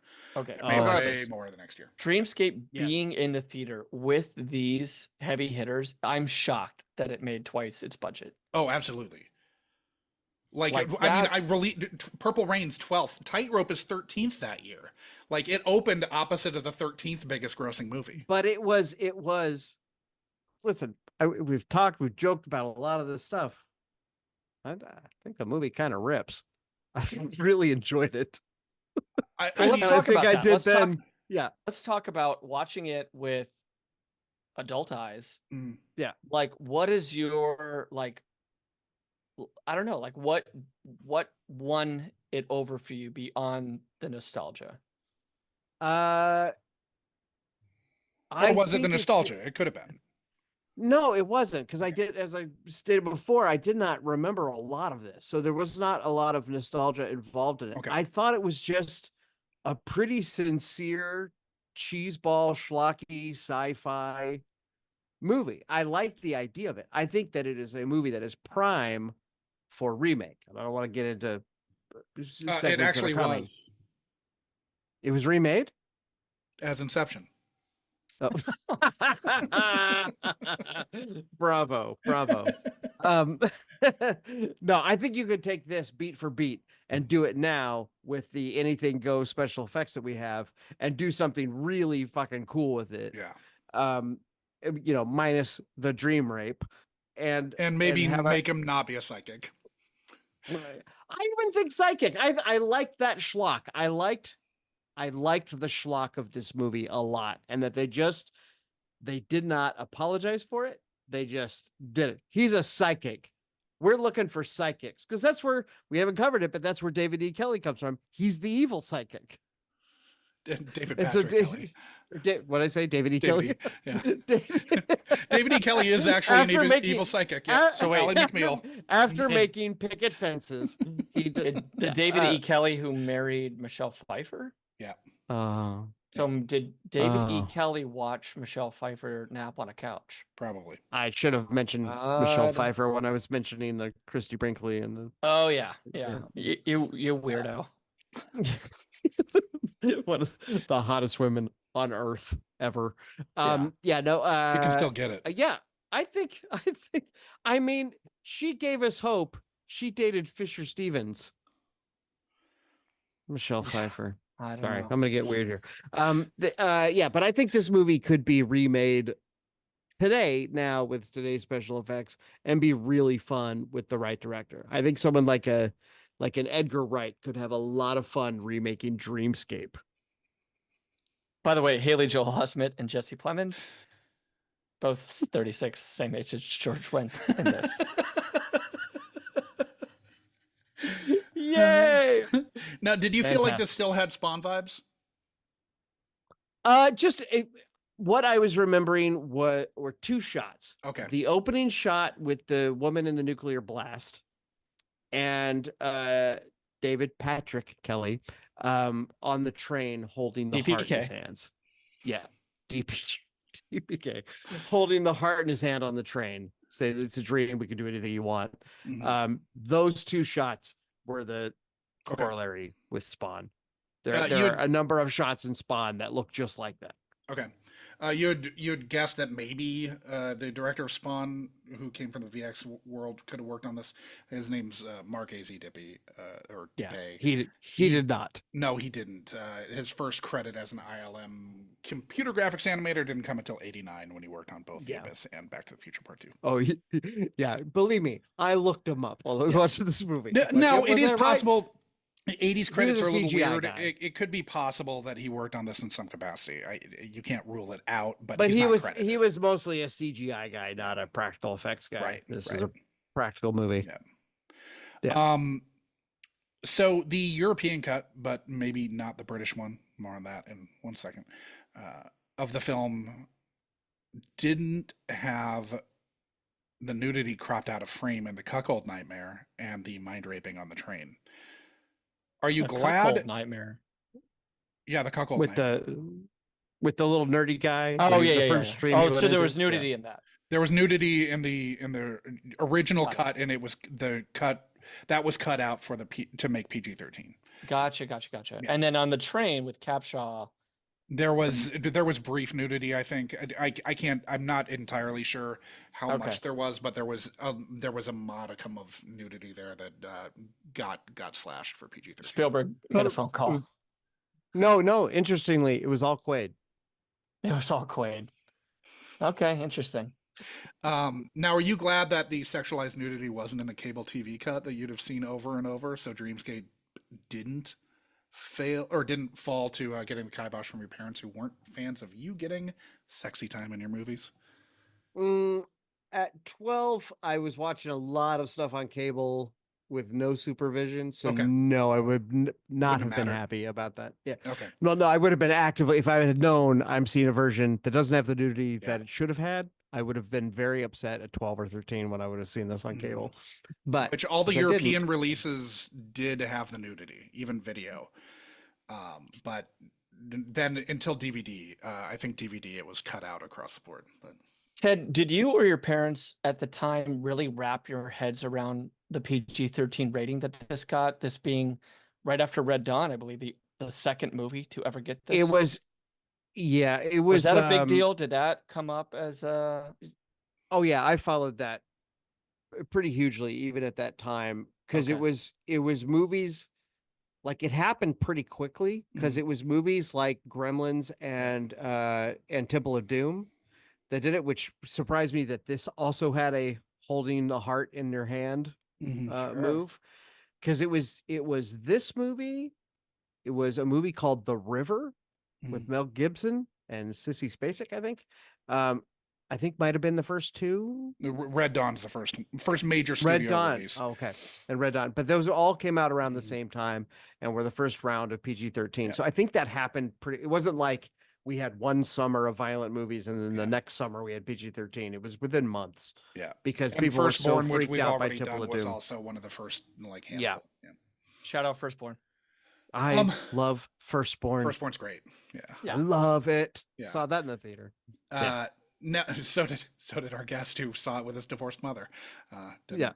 And Strangely, Terry Garr. So Ted, does the PG-13 rating play a big informative role for you nowadays? Is that something, I mean, maybe with movies that you haven't seen yet, or do the movies that your kids see have to go past you first? I mean, they were both pretty huge horror movie nuts, gorehounds from pretty early on. My oldest especially was really into it, so the youngest fell right into line with that. I think there's maybe a year where we would watch horror movies without him, and then he came on board. So the only stuff that I won't watch with them is stuff that gets like super sexy, but I talk to them openly about it. Like I'm like, you guys would love Boogie Nights, but I'll never watch that with you because that's weird. And they're like, got it. Yeah. That Because would be you weird. are the child of your parents? Well, you're not telling them they can't watch it. You just don't want to watch it Correct. with them. Yeah. Got Correct. you. Like Got you, they were asking about, like I watched recently Maxine, and they were like, I've heard that trilogy's great. I'm like, well, the first one's pretty good. The second one is incredible. And now that I've watched the third one, Yeah. kind of wish the ending. But they're like, well, can we watch those? And I was like, you can watch those. Yeah. I'll not be Yeah. watching. I'll not be watching, especially the first one with you. No. Yeah. Pearl, I might be game for watching that with them. Yeah. But you know, but then you might be yeah, spoiling that it doesn't have anything like that in that too. So we're pretty upfront in talking about that kinds of stuff with each other. It's kind of a spoiler, right, Josh? If It kinda Ted is, yeah. if Ted is sitting down with you, there's not going to be a lot of sex in the movie. if you're his child. If you're a child. Yeah. No, if it's one of you guys, let's go. Hey, let's talk You more guys about, you guys will not believe how hot Dennis Quaid is in this. Sit down. Now let's talk more about dream linking with young boys. while we're on the subject of alternate cuts, the British release had the nunchaku scene restored in 2000. It was previously cut because of like weird weapon censorship shit. Yeah. With BBFC. So yeah, they are pretty. They're pretty conservative with stuff with like thuggery and violence. I remember in one of the terrible prequels of Star Wars. Sorry, Ted, if you like those. We talked about it last week. He does not. Hold on. We talked about it last week. He does take those not. words out of your fucking mouth, Okay. McGrath. They cut out a headbutt that Obi-Wan delivers because that was deemed too violent for the, I believe, PG rating. Would those have got, Ted? I think the first one is PG, and I think the other two are PG-13. Yeah. Okay. You're right. I Okay. think. Where it got dark, but yeah, Yeah. they did. Yeah. Yeah. Well, there was a lot of sand violence. It's very uncomfortable. There's You a lot wouldn't of like it, Sean. Yeah. I sat through those. Lots Now, of violence against my childhood. yeah, big time. Now, if you watched last week's ep on YouTube, there was a joke about Martha Plimpton being George Plimpton's daughter. She's Keith Carradine's daughter with Shelley Plimpton. You nerds. Just want to cover that base so the Plimpton mob doesn't come after us. I thought that was a joke. I thought the joke was apparent, but I guess not. Yeah, I cut it out of the audio Because we were talking about like real kids. Right. We were talking about real kids and real it nepo was babies. it was a joke, and then I was like, I don't know that it's definitely not. I it took didn't it. play enough. I on took the it for real, and I did not because I was like, really? audio. I She's did Keith not know. Carradine's daughter. Oh, I wish it was true Sure. though. Yeah. I think I did know. It would be that, now that you say hilarious if she was George Plimpton's daughter. it. Yes. So thrown to clip 4, I asked what memories stuck out to you most about Dreamscape. I mean, mainly the Snake Man. Okay. The Snake Man is a huge thing, and that I remember his transformation from man into Snake Man. I remember a part with the Snake Man in an elevator. You know what? I'm realizing also that I was about to start talking about some other stuff, but I think I'm also combining it with the Snake Man is not in this movie, but I'm also combining it with the movie Brainstorm that had Natalie Wood and I believe Christopher Walken. We've done that. That's in the can. That's in the Oh can yeah, already. that's coming. Yeah. So I think that was I'm the first one for combining some season stuff. 2 that we recorded. So, Yeah, I'll be interested to revisit that one too. but what do you think you're confusing the part from? I think there Brainstorm? was sex scene-y stuff. Okay. Is there that in Brainstorm? Because that's about recording memories and There stuff, is. right? Yeah, Like yeah, early Strange Days stuff. So I may be combining that. Yeah. Yeah. I mean, maybe it's nothing super salacious or anything, but yes, there is. It seems to me that there's probably that in Dreamscape, because how would you make a movie about entering people's dreams without that happening? Wouldn't be very Freudian. No. So, Do you think the Snake Man would still be the lasting memory from the film for you if you saw it now? yeah.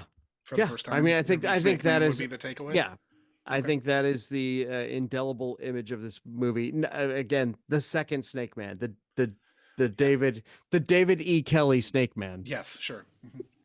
the David Patrick and- Kelly Snake Man. I think is quite memorable and reminded me very much of something else I went through with my kids, which was all of Buffy. There was some Okay. that seemed like something right out of Buffy. Is the Snake Man that takes care of Plumber? That's a Quaidian Snake Man? That's Quaid. That's Quaid Snake Man. That's Quaid Snake that is Quaid learning from David Patrick Kelly that you can do anything here. And so he's like, oh, so if you kill somebody in your dreams and you can do anything, then I'll just borrow the Snake Man. But through the dim fog of memory, he didn't quite get it right. It's more like he looks like he's made of wads of bubblegum. It seems that, let's just pick apart this for 1 second, that Quaid has to be within proximity of Eddie Albert. He can't even, I don't know, even standing up, what wasn't really going to work. Concentrate enough. Yeah. He's got to concentrate. He had to nearby, lay laying down to concentrate. Yeah. Right. But that means that he has gotten close enough to Plumber's mansion to get into Plumber's dream. No. They're No. they're at Oh no, but at the end when he kills Plumber, yes, yeah, you're right. Sean's juxtaposing two different. Gotcha. But I would think that by that point, all bets are off. This guy has just learned how to get into people's dreams. He's already not he's using dream the fucking machines. with Capshaw all the time. Yeah. So he's across the country. I mean, no. Or maybe like parked out in front of his house. It's not. He doesn't have to get within proximity. It would have been great to show. It would have been great to show it, but yeah. Now the only one who's seen the David E. Kelly Snake Man is Michelle Pfeiffer. Or it may have been the villain in the Wonder Woman he made that never got aired. Yes. Now, whenever she sees the Snake Man, she has to say the Snake Man cometh at a certain time. Oh boy. Gross. We're gonna have to have a conversation in the stairwell about what just happened. What elements of your memory of Dreamscape were actually from other films? I don't. I think they were mostly from this. I think I Okay. got it. I think I got that part right. I think that everything that I remembered, which admittedly was not a lot. I did not remember a lot. It was just the things that I remembered stuck so hard. Had you jumbled the sex scene from Brainstorm into No, this? it was Okay. absolutely this the one? train. Yeah, Okay. it was the train. Now you mentioned being a huge movie nerd and being into how special effects were done. When you were toying with going to UCLA for film school, did you have a goal in mind?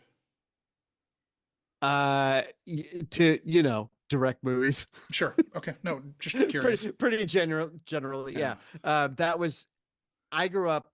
My hero as a kid, was Spielberg. Uh-huh. I got told the story about him on the Universal lot from a Universal tour guide, Sure. which just sparked my imagination. I loved everything when I've followed him from the early days, saw his early movies, and I remember like Empire of the Sun being one for me that I was like a big step forward for him as like we're getting out of making pop movies. Were Color you a big Purple was good. 1941 guy? I am. Okay. I You're am him? still to this day. You're that guy? I am still a 1941 guy. Okay. I was very excited when he made West Side Story because I was like, he's needed to make a musical since that scene in 1941 at the USO. This guy needs to make a musical, and then he did. And I'll tell you what, I fucking love that West Side Story. Josh, have you seen that? No. It seems like a movie It's Josh wouldn't see, but yeah, I agree with Ted. It's definitely a movie that I will not see. Yeah. Yeah. It is very, very good. I wonder if Josh's wife has seen it. I think she did, yeah. Yeah, I bet she liked it. Yeah, I agree I with saw Ted. I saw that in the theater. I went out in COVID riddled waters to see it and was shocked to see that the other 50 people or so in the audience were all elderly people and me. Yeah, unmasked elderly we're people. certainly not Spielberg defenders or apologists. He has a lot of bad movies to his credit. He sure does. But yeah, I did think he landed that one really well. That's next on the docket for my movie watching thing with the kids. We're going to do a Spielberg marathon for stuff they haven't seen, but there's also like a list of like 10 movies that we're like, we don't need to see War Horse or Bridge of Spies. Spies. We're gonna watch Bridge I of hated Spies. Bridge of Spies so much. It's the worst. It's so fucking bad. garbage. Yeah, or The Terminal. Yeah. I did like The Post a lot, but we're not going to watch that because they would have no historical reference to that. Now have you worked on like shorts and stuff like that? Worked on films in like a non-actorly way to kind of get to play around with special effects at all? I suppose you probably have on stage a little bit, right? On stage, with yeah, practical, always practical stuff on stage. Yeah. So my old troupe, the Third Floor, started in '96, and I was at that time prop master guy. Okay. And so my instruction to the group was write whatever you want. I'll figure it out. Uh-huh. And so we did. We did. Sure. One of the things that I was most proud of was a sketch where there is a cop. There's two cops doing an interrogation of a guy who ends up being Jesus. Wasn't a great sketch, but at the end of the sketch, there's one of the cops is eating a submarine sandwich the whole sketch. And at the end of it, after Jesus walks off and has showed off some powers, he leaves, and then the sandwich was supposed to burst into flames. Okay. And I made a sandwich, made it look like it was a sandwich he was eating. At the end of the sketch, a fucking rocket of flame shot out of the top of it on stage. And that was like, I felt pretty good about that, you guys. So yeah, doing the special effects. I had a cigarette put out on my face on stage once. Okay. Which worked all but one night. That one night hurt, I bet. It hurt a lot, and I laid on the ground as a guy that was supposed to be dead, thinking that I just ruined my face. Thankfully, not a great thing for an actor to be worrying about while on stage. No, not great, not great. And of course, the guy who put the cigarette on my face was our dearly departed Andy Bizan, who then afterwards was like, "But you didn't make the device work well enough." I'm like, "You put it on my face." Good times. Now we have joked about this, but for those wondering about the glory of the summer of Capshaw, Temple of Doom opened on May 23rd of 1984. It sure did. It was anticipated as being the heavy favorite for the top box office draw for the summer. Obviously, it finished behind Ghostbusters, and a December release ended up grossing more as well, Beverly Hills Cop. It was followed on July 20th by her third build turn in Best Defense, a nearly unwatchable Willard Pike film starring Dudley Moore, Eddie Murphy. Eddie Murphy. They're never on screen together. No, Eddie Murphy's in the movie for about 5 minutes. Yeah, he clearly he was on set for 2 days, but his production company is involved. He drives a tank, yes. and the he's poster in the tank the entire time. Yeah, in the poster he's driving a tank. In the movie, he's driving a tank. And so that's all you see. Capshaw's the romantic interest for Moore? She's his ex-wife. Oh boy. The romantic interest, or the one who he almost steps out on, is maybe it's actual active wife, but the one who he almost sleeps with is Helen Shaver, who is in The Mom and the Craft, and she's in Desert Hearts. She's great. Color of Money.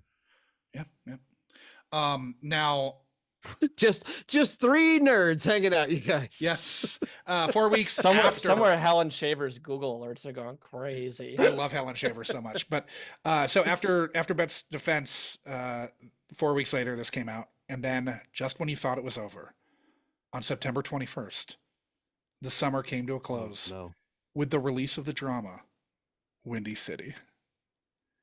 What the hell is that? From everything that I can tell, looks fucking horrible. And when was Space Camp?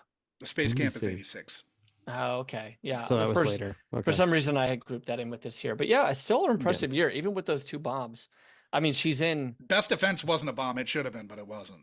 Windy City is Treat Williams in Windy City? No. She's in a very... It's John Shea. I believe... sure. And Josh Mostel. Josh Mostel is the third build actor on it. I do know Josh Mostel. Yes, that's a bad omen for a film if Josh Mostel is the third build actor. Still a summer of Capshaw as far as I'm concerned, because she opens probably the most anticipated sequel in a few, like since Return of the Jedi. Yeah. So she opens that movie. She's the first like lead performer in Temple of Doom that's visible. And then she shows up again with budget Harrison Ford in this. Yeah. Budget Harrison Ford. Homeless man's Harrison Ford. Okay. Well, Josh, where are we? Do we want to talk a little bit about So I've just got one more clip to throw to. Let's hear it. We closed by asking what your expectations were for your return to Dreamscape, and you said I have hopes and expectations. My hope is that it is a forgotten gem. My hope is that I feel just as kind of goofy excited about it as I was as a kid. My expectation is probably the opposite of that. Do you think that's a defense mechanism, or do you think that's grounded in... Oh, that's interesting. I mean, sure, I bet there will be a little bit of like internal embarrassment that I liked this so much when I was a kid. But also... it wouldn't be the first time. Were your hopes that this was a forgotten gem dashed when you rewatched this? I knew that it was not a forgotten gem, but I do know that it has re-entered my movie sphere, and is probably something that I will recommend in the next month to somebody. Will be like, only specific people. This is not a general recommendation. Like your children. Right. My children, they get what they get.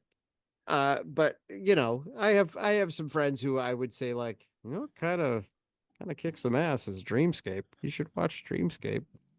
Pardon the rape, but it's pretty great. Yeah, you do kind of have to drop a little asterisk here and there.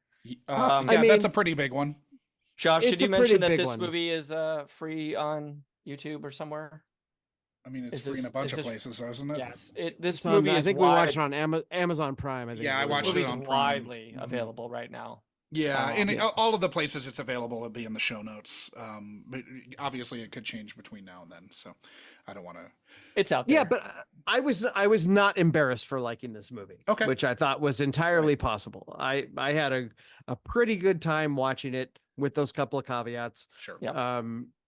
Which, comes with the 80s.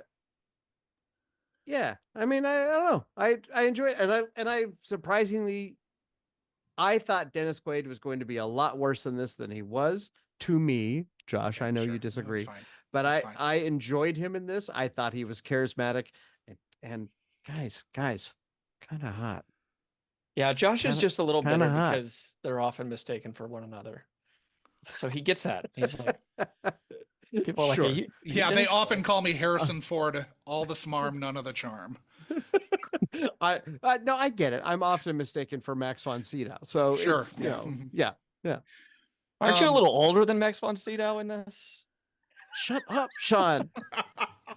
Shut up. I'm only 52. All right, so moving on to picking up the scraps. Is there anything we've missed that anybody wants to talk about?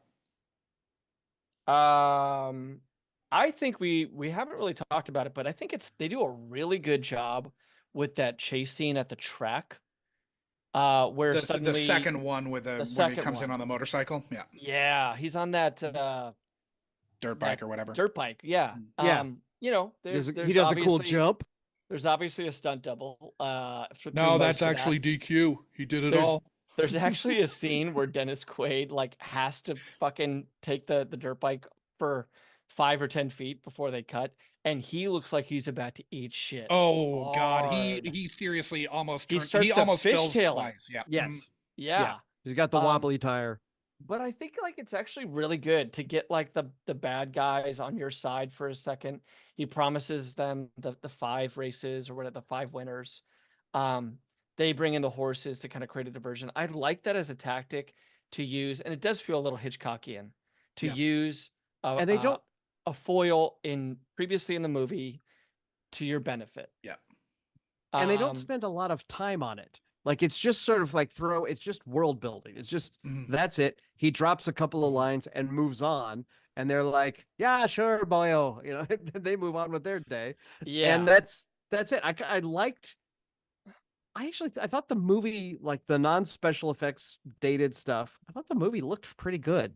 Like, it didn't look bad. It was shot all right. Much better than I thought. I thought we were in for Canon Studios schlock, and it was not that. I thought it was pretty well done. He must have been psychic about bales of hay at the bottom of a stairwell when he biffed on the bike and went flying head over heels, because when you got that kind of power going on, there's probably stuff. This is his home track, though. You don't even know that you know. He's been all over this horse track. To be fair, this is his 3rd time running around getting chased by somebody. But I think he goes to the track all the time. He goes to a shitty track. He goes to the worst track in Southern California, the Los Alamitos, and not fucking. Josh, how long would it Santa take Anita. you though, if you were psychic as we all know, about the winners of a horse race? It would take you like 2 or 3 races to become so financially solvent that you would never need to come back to a track again. $900 is all he gets out of this. What the fuck? Like, what is he? Like, David Milch lost millions of dollars at Santa Anita. Millions. Yeah. And fucking psychic over here's got $900. And David Milch is a genius. So yeah.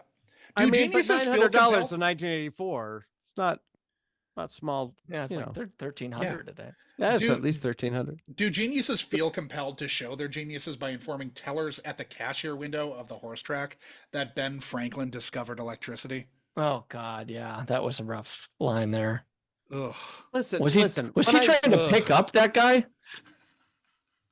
I'm not saying Dennis Quaid wrote the dialogue. I'm just saying I enjoyed his performance. What about being able to match sax playing? Because he couldn't do that either.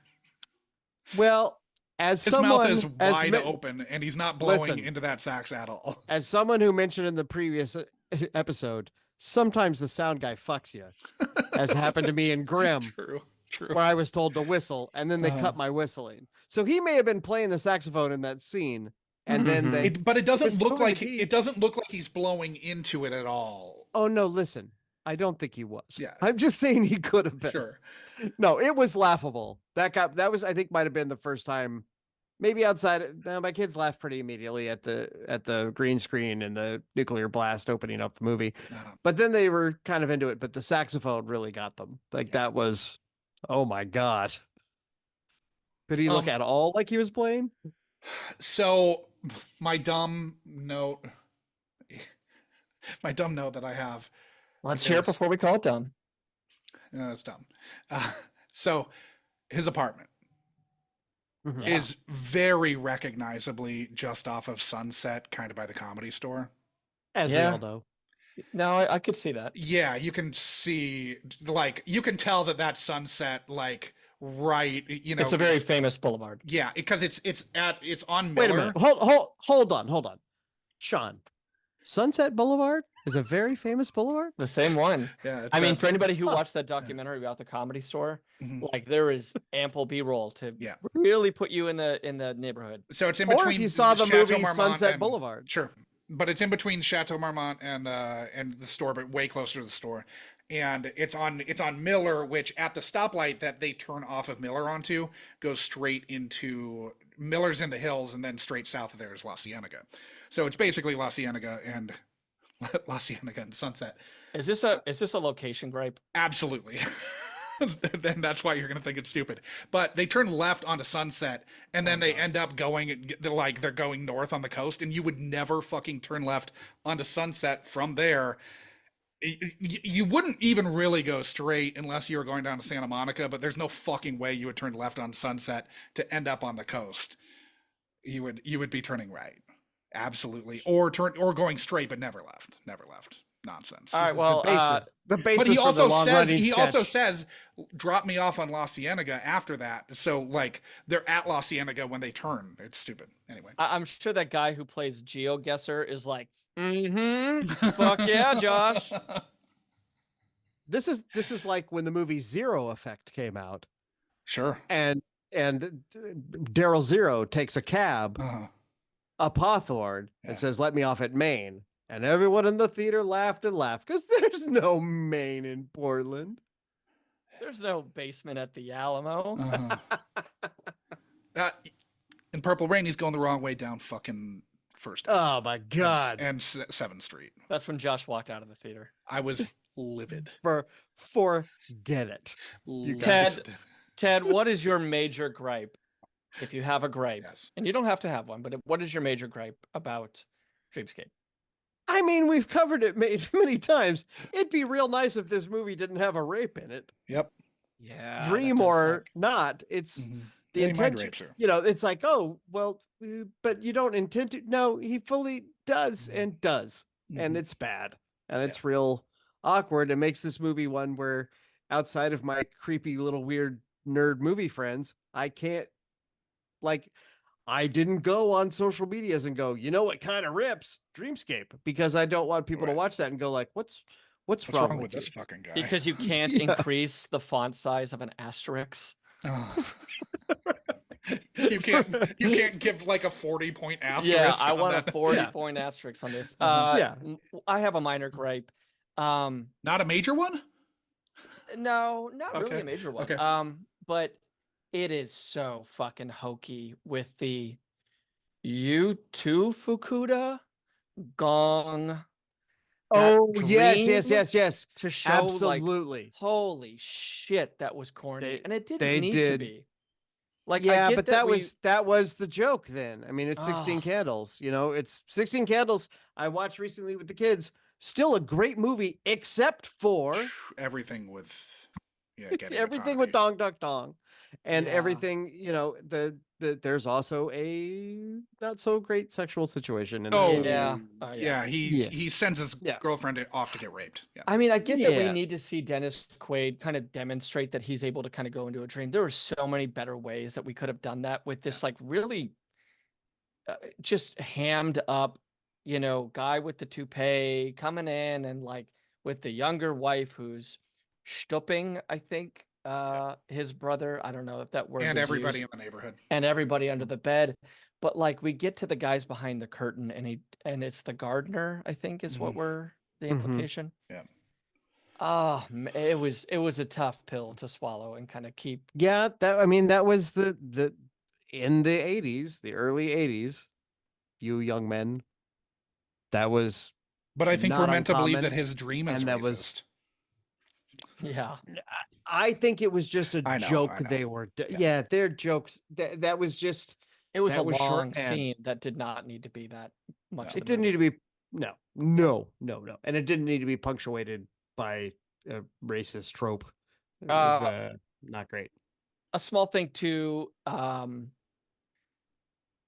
the badass Secret Service agent who kind of looked like a stand-in for Christopher Reeves, Eddie Albert's guy at the door who would always kind of check on him. We needed we needed a fight scene. We needed to see this guy cut loose. It felt like we kind of got He just robbed. kept showing up in doorways. He was like the doorway man. Well, yeah. I don't know why he wouldn't be in the president's dream. Yeah, why couldn't he show up and I don't know, whatever. And Sean, I'm sorry, but I can't let it go. It's Christopher Reeve.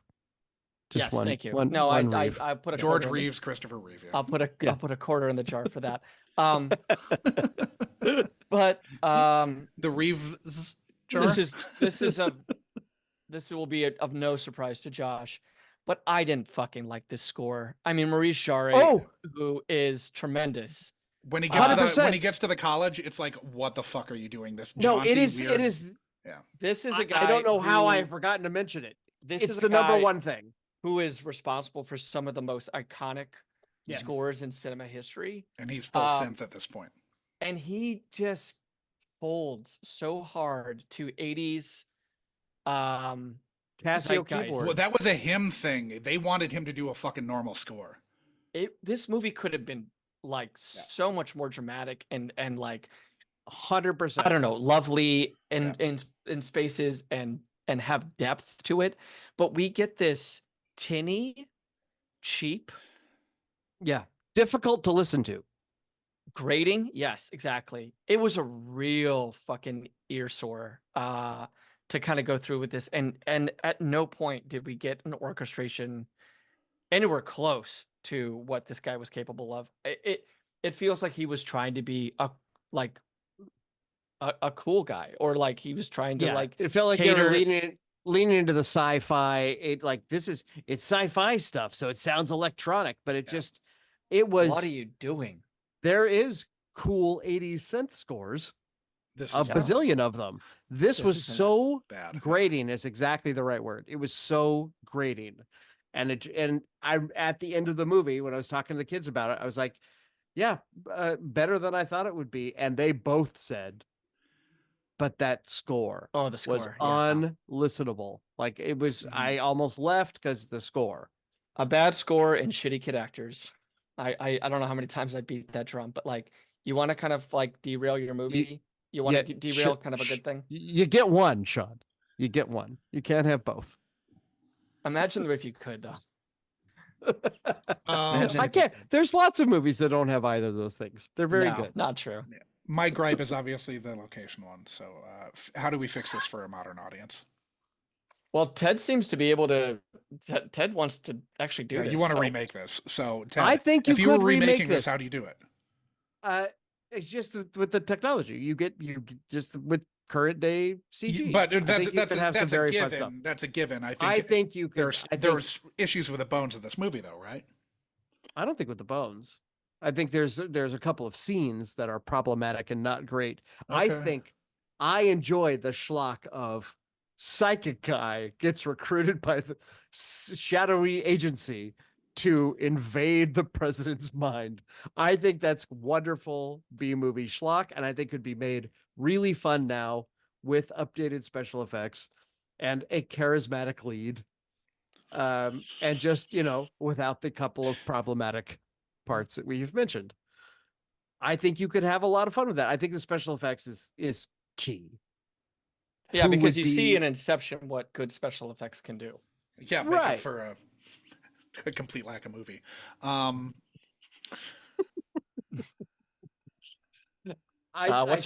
What's our email, Josh? Unkind Rewind pod@gmail.com. Okay. But you guys, I think the bigger question is, who's a current day Dennis Quaid? Jack Quaid, only he actually has charm. Oh my God. No, you're Tatum? absolutely right. I know I am right. No, Jack Quaid is I know. absolutely who should be the I'm star of this 100% movie. right. Yeah. You I are was right. thinking it while I was watching this. Josh, I don't tell anyone they're right. Yeah. This is a special moment. Yeah. No, Jack Quaid is. Jack Quaid has all of the charm of his mother. Yeah. Yes. Yes. So imagine Yes. if he hit the gym. Yeah. He doesn't need to. He's fine. Yeah. No. He doesn't. He you don't needs need to be a hit psychic in this one. He You can don't just need be to hit Jack the Quaid. gym to be a world famous psychic. Yeah, I mean that is a little bit of a And he having wouldn't You're smarm his absolutely way right. through the movie. Well, Like it is- No. DQ's falling back on that a lot in this. He's And just if he- smarmy from the jump. And if he was getting chased by the guys, you'd feel that. He would be scared. Yep. He'd be actually scared. Yeah, Because he again, can emote more than one thing. I mean, this is who he plays on The Boys. It is. Yeah. Yeah. I mean, I guess he- I didn't mention that gripe, but I did mention it early in the show to like not really see his psychic abilities Yeah. outside of the dream stuff and circling one correct horse on a betting slip. No, that tells us all we need to know. So Sean, about what would you him- like to see? How about Yeah. him running down the corridor, closing his eyes, and knowing that this way is the way like out, in Next. and not getting like fucking dead-ended in a lady's bathroom. Yeah. That he always was able to kind of go this way, okay, this way, and maybe he does need to close his eyes, and maybe we see a vision, kind of flash just quick enough for the audience to kind of grasp it. He just closes his eyes for a second, and then you cut to the guys walking up the stairwell and entering his apartment, and he's gone driving away in the cab Yeah. because he saw it all coming and got out. He did not see those guys coming to beat the shit out of him. No. When Chris Mulkey and the other character actor, I can't remember his name, the older guy shows up. But if they had had a spinning top with them, he may have seen that. I would have. If we're gonna fix it, I want more world building with who this guy is, what his capabilities, what are the boundaries of his powers. Yeah, we jumped into this pretty quick. Yeah, and and never again- have it established at all. Yeah, Just having your- like 3 throwaway sentences that don't explain anything, and we never see it at work. Again, like as I started to get into earlier, having your cake and eating it too is having the most brilliant psychic mind available in the country also look like a competitive swimmer in Dennis Quaid. Yeah, or cyclist. Yeah, so if you give me With Jack, that, with Sean, please, with that fucked up chest hair. that would be shaven for competition. Everybody Yes. knows that. Uh-huh. You don't want that kind of drag.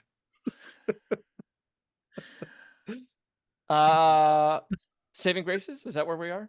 Yeah, I mean, for me, my only fix is I think you have to cast someone who has charm, and he doesn't. So Okay, Ted, Saving Grace.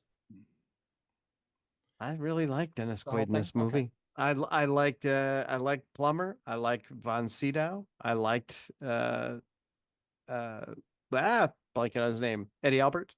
I don't think Kate Capshaw brought a whole lot to the movie. She really didn't. I mean, she was fine, I and didn't it's not know that she to had be fair. much to do. To be fair, yes, the role did not require much. She had a weird thing too, where she would always kind of like turn fully toward the camera and give like updates to Max von Sydow sitting directly next to her. Well, that's the Capshaw turn, Sean. That's the Capshaw turn. It was I the mean, summer of Capshaw. We all know that. You should see what she does with that in Space Camp. It's pretty incredible. I can't Yeah, wait. yeah. When she turns to Tate Donovan, oh, you will not believe it. So I really liked David Patrick Kelly. Yeah. And He's I great in think everything. outside of the dream stuff, outside of the Snake Man, that scene where he's eating the fucking sandwich Yes. is so good. And I'm all broken up about this woman dying, right? That he fucking killed in the scene prior. And Quaid's having that confrontation to him. He is probably outweighed by Quaid, I don't know, 40 pounds. Yeah. And yet easy. he still at no point looks intimidated or outmatched in any regard. There's a scene where they stand kind of toe to toe, and he tells Quaid not to touch him, which I thought was really, really good. I think David Patrick Kelly, he's known for these like really big kind of psycho, like ratcheted up performances, him screaming a lot. you know, the Warriors come out and play stuff. He's his generation's Ben Foster. Him on the train is ramped up. You know, he's screaming a lot, but like the quieter moments of this guy, we actually see we don't get a lot of character actors like that anymore that are like built around their face. He just has evil face. He shows up, that's a bad guy. But he fucking leans into it. He leans into it. He's He's got this amazing chin. Yep. Yeah. And for being this kind of diminutive guy, he's probably sub 5'9", I imagine. Oh, I bet he's like 5'5". Yeah, he's not a big guy, and yet he was very, very. He's convincing. always menacing. His face reminds me, and I mean this, David Patrick Kelly. I mean this in the best way. Mm-hmm. His face reminds me of Craig Sheffer in Nightbreed. Nice. When he turns into a monster. Yeah. His face naturally does that. Like his chin is it protrudes a little too much. Like all his features are just pushed out just a half an inch too far. And he looks like a mask of a bad person. He's got some very strange angles. And like he uses every fiber and every muscle in that death spasm. Oh, the death spasm was genuinely creepy. He is he's laying next to one of the foremost actors of his generation of cinema, and an Academy Award winner. And he is so convincing. In that scene. Like I really, like Warriors, whatever. It's like I don't really give it much stock. It's fun schlock. It's schlock. It's not in my favorite of Carpenter's or Hill stuff. Walter Hill, but fuck, man, he was really good in those scenes, eating that sandwich and having the confrontation with Dennis Quaid. My favorite moment of his is the sax. He picks up the sax, this other guy's sax, and starts playing it fucking terribly. Like it's like anarcho saxophoning, and he is just like, oh, you play sax or whatever, like, but he's putting his mouth on this fucking guy's saxophone. Like that's an alpha move. It's awesome. And we have to see him, like, his entire veneer folds when his murdered dad shows up. Daddy? Yeah. Daddy. It was such a nice turn that Quaid knew that. I mean, that really for me was like, I don't know. It was a nice little surprise. Watching Kelly's performance in this, I was like, man, I owe this guy an apology because I've really pigeonholed him from the Warriors and other kind of I love him projects. But that pigeonhole for him, I'm doing the same thing. But I think that my pigeonhole for him is that he's really good at doing this, and he is in every movie he's in. I mean, even in Commando, he's squirrely, but we don't get like a really well performed haunting scene like this. He's just a fucking asshole in Commando. He's in one of two perfect score SVUs that we've given. Oh wow! Okay, interesting. He is in Possessed, the insane Taryn Manning episode from season 12. I think it's 12-6. As we all know, it's one of only goes without saying one of two fucking episodes that we've ever given a perfect score to. Yeah, he's in both of them. He's in the first. The other one's the Stamos episode. I'm sure that he's a name that will pop up again on this podcast. For sure. It was a good decade for him. I'm shocked we haven't done a DPK movie already. Yeah, but welcome on the show. Like he definitely takes Jesse Waters' spot. Yep. Lucky him.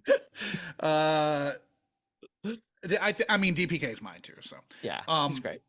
All right, so Ted, we asked if you thought you were going to like Dreamscape after all this time. You thought it was going to be garbage, but that you'd have fun watching it. How do you feel about your prediction? I definitely had fun watching it, and it was not as garbage as I thought. I thought it was a better movie, limited by its budget and its and when it was made. Sure. It is not garbage, but it is not garbage. No, it's definitely one that I will. It's not one I'm gonna rush out and buy. But if I saw it passing by on cable, I'll watch it. If I see it, if it pops up on a Netflix queue, I might go, check out. Because I'll tell you this, probably every time I watch it will be like, I wonder if I was wrong the last time. One of those. Ted, do you think that this has the same reason I've seen Phantom Menace 10 times? Does this It have is- the This time, maybe recognition it's gonna.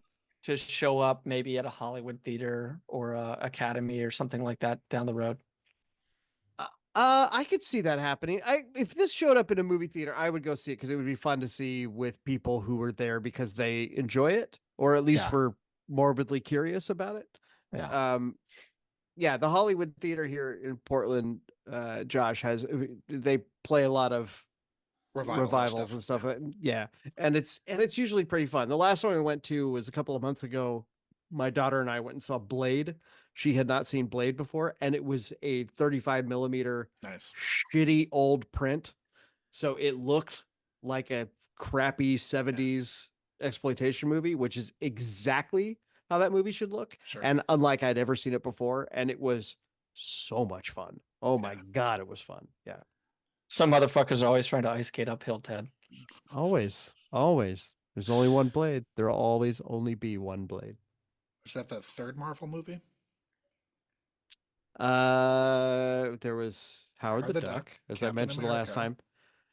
time. There was also the Punisher, Dolph Lundgren's Punisher. Oh, right. Shit, I forgot about Dolph's. Because I remember being very excited about that movie when it came out because they let him have the skull on his knife. So Blade's 4 then, right?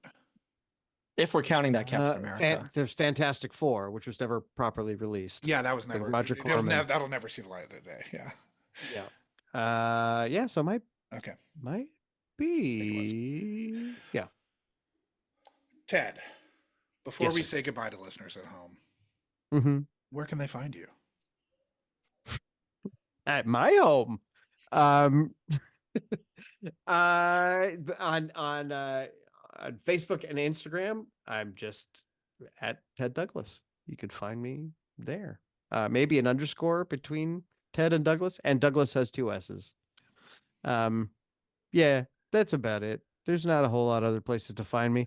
I don't haven't work resolved so much to in the keep media your letterbox anymore. up to date. I do, but I don't know the name of it. Nobody. Okay. What I think baby's maybe first 4 people follow it. movies? Baby's first movies. That's fun. That's where I log all the movies that I watch with my kids. And is that a That's separate on account? On Instagram. Yes. Okay. So That might be baby's fun. first BABYS first Okay. movies. Okay. On Instagram. Other than that, like go find a Portlandia I was in, or episode 7 of season 2 of American Vandal. I was in there. You can see me. That's what I look like. There I am. 2-7? You said of American Vandal? I think so. Okay. Yeah, I think that's right. Okay. And then if you're in Portland, check out sirentheater.com. There's lots of shows that happen at the Siren Theater, and sometimes I am in them. If it's a staged adaptation of an old movie, chances are good. pretty good. I'm Really good. chances are good. I'm a bad guy and or an asshole in them. Yes, keep your eyes out, Portland, for that. You're not a bad guy to us, Ted. Yeah. No. Next year Roadhouse will come back, and you should definitely come check out that show is tremendous. Is it coming And back? next year will be the 15-year anniversary when we first did it, so I'm pretty sure we'll do it. Okay. And we just did this year. We did a parody show called She's Like the Wind, Nice. which you can guess what movie that is. And I got to play the asshole waiter guy, Okay. Robbie, and I got to play Neil, who is the dipshit grandson of the guy who owns the club. And those were real fun to play, and that show is really good.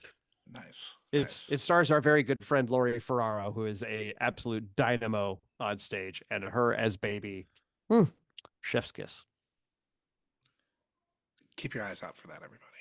Yes, sirentheater.com. Yeah. Thank you, Ted, for subjecting your childhood to the scrutiny of the Unkind Rewind. It passed. It did pass. Yeah, I feel pretty good about it. Are you shocked though? A little bit. Look, yeah, no, I am. I thought this movie was going to be trash. Yeah. And I'm delightfully surprised that it wasn't. Except for those couple of moments. Sure, yeah. And those couple of moments are big, but they are big, but not sadly not uncommon in rediscovering 80s trash. No, it's almost it's without fail almost. Yeah, that's when we look back, we started this by saying the 80s were pretty rad. And now thinking about it, I'm like, were they though? Oh, yeah, but what about all that stuff, that bad shit that was over there that we don't want to talk about? Let's not watch Revenge of the Nerds ever again. Nope. No. All right. See you in your dreams, Ted. Yay! Yeah, we're gonna accept the shit out of you. Just both of you taking turns, ripping your heads apart to reveal Snake Man. We'll have a laugh. We'll have a laugh. Oh, great! It'll be funny when we do it. Yeah. Well, it's just gonna be that. It's just gonna be Snake Man stuff. Just all Snake Man. No monkey business. You're We're not lucky. Cut to me 10 years from now. I'm like, enough with the Snake Man. Oh, Ted, you're lucky. It's just Snake Man stuff. Count your fucking blessings. Bye, everybody. Bye, everybody. Bye. You've just listened to another installment of the Unkind Rewind podcast, mining and potentially ruining your childhood for content, one film at a time.